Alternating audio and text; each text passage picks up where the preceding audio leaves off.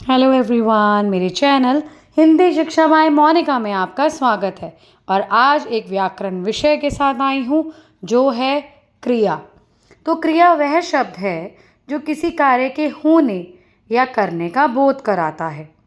जैसे क्या काम हो रहा है, खाना, पीना, खेलना, पढ़ना, लिखना, सोना, रोना, हंसना, बैठना, जागना, उठना, ये सब क्रिया है। तो क्रिया क्या है?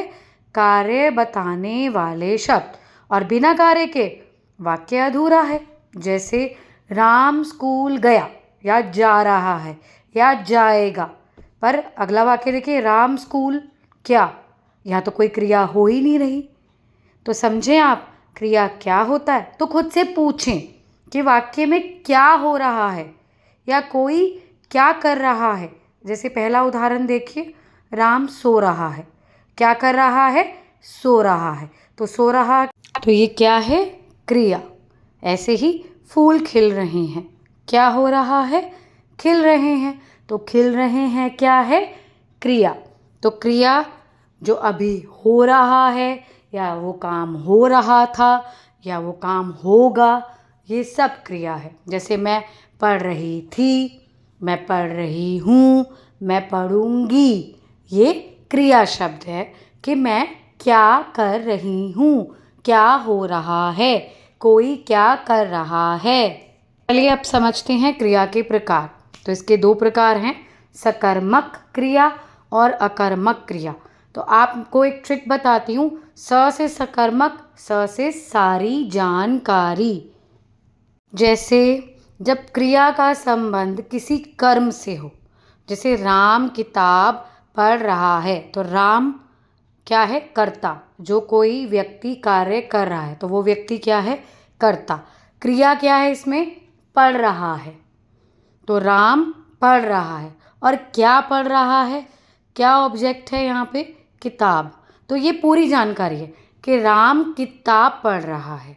ऐसे ही वह फल खा रहा है। वह मतलब कर्ता क्या कर रहा है? खा रहा है। क्या खा रहा है? फल खा रहा है। तो इसमें तीनों चीज़ें हैं, कर्ता भी, कर्म भी और क्रिया भी। तो ये है हमारी सकर्मक क्रिया, स से सारी जानकारी। अब दूसरी क्रिया अकर्मक क्रिया, अ से अकर्मक, अ से आधी जानकारी।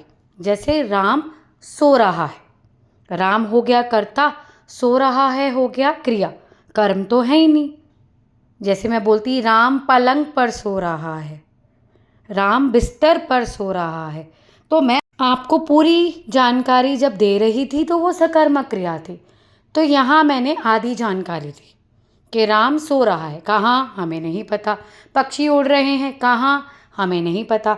अगर मैं बोलूँ पक्षी आकाश में उड़ रहे हैं, तब मैं आपको पूरी जानकारी दे रही हूँ। तो जब मिली आधी जानकारी तो वो बन गई अकर्मक क्रिया। तो ये थे इसके दो प्रकार। तो क्रिया मतलब काम, और दो क्रिया के प्रकार सकर्मक और अकर्मक। तो ये थी आज की वीडियो। कैसी लगी ज़रूर बताइएगा। लाइक कीजिए, शेयर कीजिए, सब्सक्राइब कीजिए मेरे चैनल को, और बने रहिए मेरे साथ ऐसी ही नई नई जानकारी के लिए, नई नई वीडियो के लिए। तब तक के लिए बाय बाय।